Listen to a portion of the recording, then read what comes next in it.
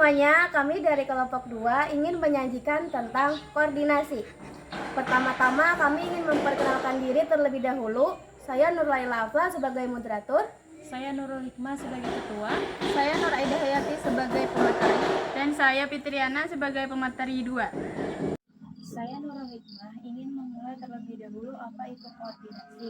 Pentingnya koordinasi adalah proses penting dalam manajemen untuk menciptakan keselarasian, tujuan pandangan, dan tindakan di antara unit-unit kerja yang berbeda. Hal ini diperlukan karena adanya spesialisasi tugas dan tanggung jawab. Pentingnya koordinasi, tanpa koordinasi unit-unit kerja akan berjalan sendiri-sendiri dan tujuan organisasi secara keseluruhan mungkin diperlukan untuk menciptakan sinergi agar tujuan bersama dapat tercapai. Ruang lingkup koordinasi diperlukan dalam organisasi besar dan kompleks serta dalam kehidupan modern. Proses koordinasi dimulai dari tahap perencanaan hingga pengawasan pelaksanaan kegiatan. Fungsi koordinasi, menurut Sondang P. Siagian, koordinasi adalah proses menyatu padukan berbagai kegiatan yang berbeda-beda namun memiliki tujuan yang saling berhubungan. Sasaran utamanya adalah menciptakan satuan tindakan untuk menjamin keterpaduan serta meningkatkan efisiensi, efektivitas, dan produktivitas kerjasama komponen yang terlibat. Definisi koordinasi menurut James D. Money dan Alan C. Riley, koordinasi adalah mencapai usaha kelompok untuk teratur dan kesatuan tindakan untuk mencapai tujuan bersama. D. MC Erland mendefinisikan sebagai proses di mana pimpinan mengembangkan pola usaha di antara bawahan untuk menjamin kesatuan tindakan. Definisi dari lembaga negara, Lembaga Administrasi Negara Republik Indonesia atau LANRI mendefinisikan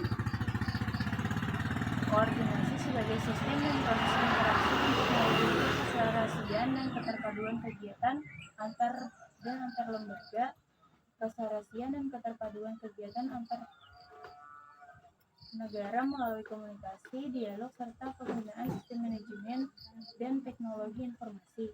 Pentingnya koordinasi, Siagian tahun 1979 menyatakan bahwa koordinasi penting dalam penyelenggaraan administrasi negara untuk meningkatkan dan memperlancar pelaksanaan tugas pemerintah dan pembangunan. Hal ini penting karena adanya kelemahan berbagai bidang, dan oleh karena itu koordinasi, integrasi, dan sinkronisasi tidak boleh hanya menjadi slogan tanpa arti. Selebihnya akan disampaikan oleh teman-teman saya. Sekarang saya ingin menjelaskan tentang pentingnya koordinasi. Salah satu fungsi penting dalam manajemen ialah koordinasi. Dalam pelaksanaan pembangunan nasional, semua pimpinan, pemerintahan, dan pelaksana harus memahami betapa pentingnya koordinasi. Koordinasi ini dilakukan supaya tujuan organisasi dapat tercapai secara menyeluruh, bukan hanya tujuan masing-masing bagian saja. Dalam menjalankan pemerintahan dan pembangunan bangsa, setiap aparat punya tugas dan tujuan masing-masing. Namun, untuk mencapai tujuan bersama, tugas-tugas itu tidak bisa dijalankan sendiri-sendiri. Harus ada kerjasama dan keterpaduan antar bagian atau instansi agar hasilnya lebih efektif. Koordinasi ini sangat penting dilakukan agar semua kegiatan yang berbeda bisa sejalan dan saling mendukung, bukan saling bertabrakan.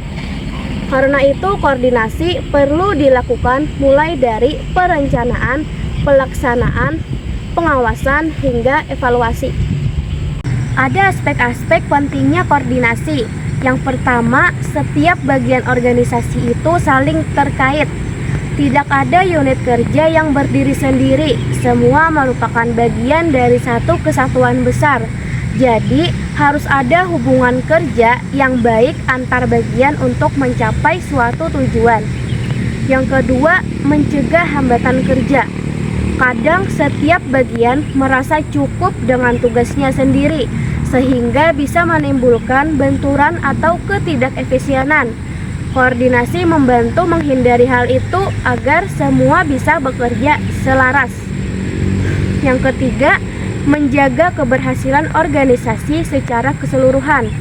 Keberhasilan organisasi bukan hanya dari satu bagian, tapi hasil dari kerjasama semua bagian yang terkoordinasi dengan baik. Yang keempat, menghindari sikap ego sektoral.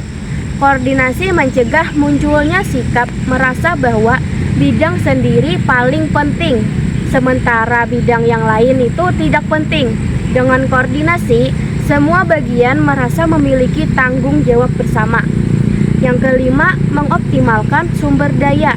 Karena sumber daya, waktu, tenaga, dana terbatas, maka koordinasi membantu agar semuanya dimanfaatkan secara maksimal demi hasil terbaik lagi organisasi secara keseluruhan. Yang terakhir, menjaga keselarasan antar pusat dan daerah. Dalam konteks pemerintahan, koordinasi penting agar kebijakan nasional dan daerah saling mendukung. Kepala daerah juga berperan dalam memastikan koordinasi agar membantu daerah kerja dengan tujuan nasional. Sekarang fungsi koordinasi. 1. Koordinasi sebagai fungsi manajemen penting. Koordinasi adalah salah satu fungsi utama dalam manajemen selain perencanaan, penyusunan pegawai, pembinaan kerja, motivasi, dan pengawasan. Artinya, setiap pemimpin wajib melakukan koordinasi agar semua kegiatan bisa berjalan dengan searah dan teratur. Yang kedua, menjaga kelancaran kerja dalam organisasi. Koordinasi berfungsi untuk memastikan semua bagian organisasi bisa bekerja dengan lancar tanpa saling bentrok. Dengan koordinasi, kesalahpahaman atau konflik antar bagian bisa dihindari dan kerjasama dapat terjalin dengan baik. Yang ketiga, mengarahkan dan menyatukan kegiatan organisasi.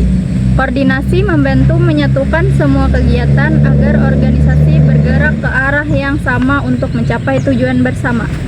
Ini berarti setiap kegiatan dilakukan secara serempak dan saling terhubung, terintegrasi dan sinkron. Keempat, sebagai faktor utama keberhasilan organisasi. Koordinasi adalah faktor penting yang menentukan hidup dan berhasilnya organisasi. Tanpa koordinasi, meskipun sumber daya dan tenaga kerja lengkap, organisasi tidak akan berjalan efektif. Dan yang kelima, meningkatkan kualitas kerja organisasi. Koordinasi yang baik dan terus meningkatkan kualitas kerja. Keberhasilannya tergantung pada keseriusan dan kerjasama dari setiap orang yang memegang peran penting dalam organisasi. Yang keenam, membantu pembagian tugas dan tanggung jawab. Dengan koordinasi, pembagian tugas, wewenang, dan tanggung jawab bisa dilakukan secara jelas. Selain itu, koordinasi juga membentuk jaringan komunikasi yang memudahkan setiap bagian saling berhubungan dan mengambil keputusan. Yang ketujuh, menyesuaikan diri dengan pertumbuhan organisasi. Saat organisasi berkembang dan jumlah pekerjaan bertambah, maka koordinasi juga harus ditingkatkan. Hal ini agar pembagian kerja tetap seimbang dan tidak menimbulkan tumpah tindih tanggung jawab. Yang kedelapan, menangani akibat spesialisasi dan perkembangan teknologi.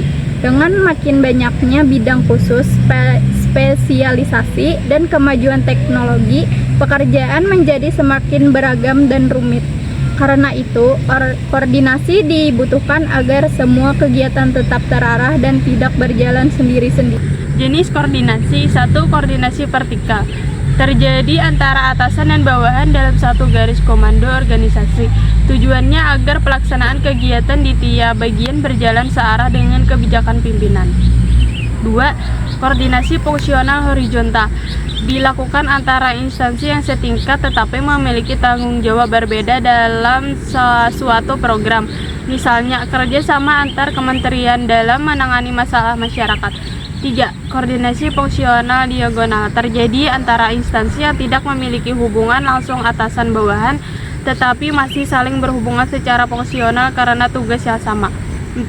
Koordinasi fungsional teritorial dilakukan antar instansi dalam satu wilayah atau daerah, tujuannya menciptakan kerjasama yang efektif antar lembaga di daerah. Langkah pentingnya menetapkan penanggung jawab kegiatan, menyelaraskan tujuan organisasi, menjelaskan wewenang dan tanggung jawab, menyusun anggaran bersama, menjaga hubungan kerja yang baik antar instansi.